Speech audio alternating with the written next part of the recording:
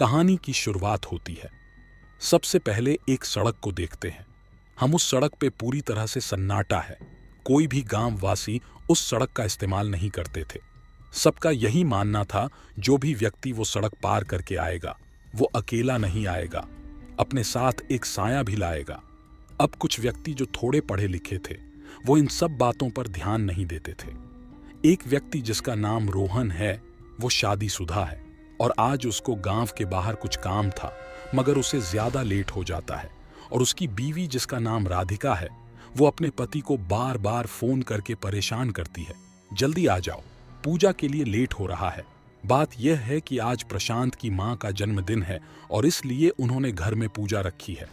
अब प्रशांत कहता है, बस आ रहा हूँ। आज प्रशांत को काफी लेट हो गया है। अब वो सोचता है, यह सड़क से चला जाता हूँ।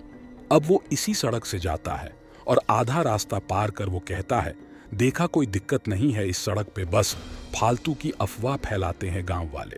थोड़ी देर चलते ही उसे एक महिला मिलती है। वो हाथ देती है कि गाड़ी रोकिए। प्रशांत अपनी गाड़ी को रोकता है और कहता है, आप यहाँ क्या कर रही है? महिला, मुझे लेट हो रहा था तो मैंने सोचा ये रास्ता चुन लूं। प्रशांत, अरे वाह, मैंने भी आज यही सोचा, आइए मैं आपको छोड़ देता हूँ। आगे दोनों गाड़ी में बैठ गए और गाड़ी में बैठ के आगे बढ़ने लगे। जैसे ही प्रशांत अपने घर पहुंचा और पीछे देखा तो कोई महिला नहीं थी। वो सोच में पड़ जाता है कि कहाँ गई वो महिला।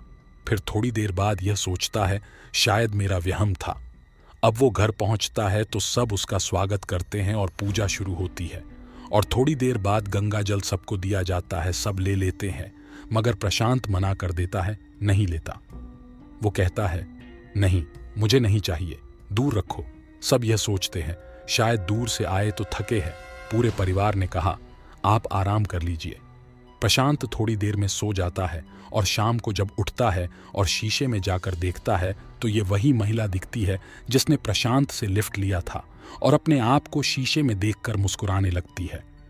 अब कुछ देर बाद सब खाना खा के सो जाते हैं और दादी माँ अपने पोते और पोती को उस भूतिया सड़क की कहानी सुनाने लगती है। उस सड़क पे काफी सारी आत्माओं का वास है। जो भी उस सड़क से पार करता है वो अकेला नहीं आता, अपने साथ एक साया लाता है और धीरे धीरे वो साया उस व्यक्ति का खून पी के उसको खत्म कर देता है।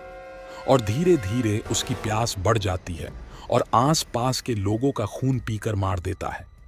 अगर एक साया भी उस भूतिया सड़क से आ गया तो वो अपने साथियों को भी वहां से आजाद करने की कोशिश करेगा, जिससे भूत, आत्मा और शैतान आजाद हो गए तो सब बर्बाद हो जाएगा। और यह सब पहले हुआ था तो एक बाबा ने उस सड़क पे अपने मंत्र को फूंका, तिलस्मी शक्तियों से उन्हें वही कैद कर दिया।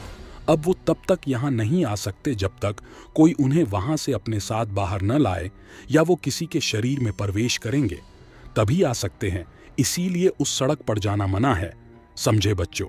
यह सब प्रशांत को अच्छा नहीं लगता है कि यह कहानी सुनाएगी की तो सब सतर्क ही रहेंगे और गुस्से से जाकर सो जाता है।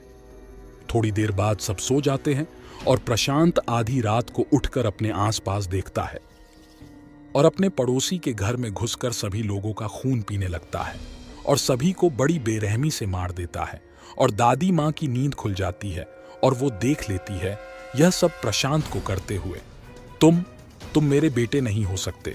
तुम प्रशांत के शरीर से महिला बोलती है। हाँ, सही कहा अम्मा, मगर अब और कहानी सुनने के लिए आप जिंदा नहीं रहोगे। और वो महिला प्रशांत की माँ का खून पी जाती है और उसकी माँ पूरी तरह से खून निकलने की वजह से मर जाती है। अब सुबह सभी लोग रोने लगते हैं। प्रशांत, ये क्या हो गया माँ आपको? और राधिका और बच्चे सभी रोने लगते हैं।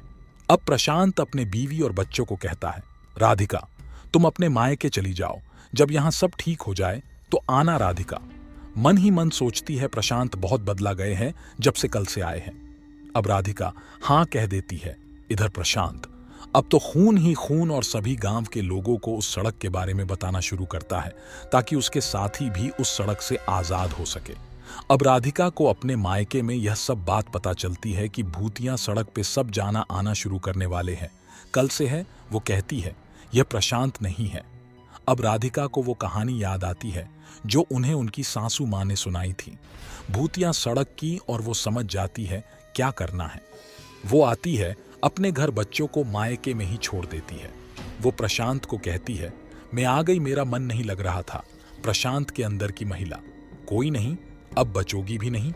राधिका, आप इधर आइए, आपसे मुझे कुछ काम है। और धूप में जो प्रशांत ने अपने चेहरे पे पर्दा किया था उसे हटा देती है प्रशांत। यह क्या कर रही हो तुम? अचानक से वो महिला का रूप आ जाता है। वो महिला उससे मारने जाती है कि राधिका उसके ऊपर गंगा जल फेंकने लगती है और धीरे धीरे वो जलने लगती है और उस महिला का अंत हो जाता है। और राधिका सभी को सतर्क कर देती है न जाने के लिए उस भूतिया सड़क पे, और सभी को भूतिया सड़क की कहानी सुनाती है। सभी गांव वाले राधिका का धन्यवाद करते हैं। आप लोगों को यह कहानी कैसी लगी कृपया कमेंट करके जरूर बताएं। ऐसी और भी कहानियां पढ़ने के लिए हमारे चैनल को सब्सक्राइब करें और बेल आइकॉन दबा लें, जिससे आपको हमारी वीडियो की नोटिफिकेशन सबसे पहले मिलेगी।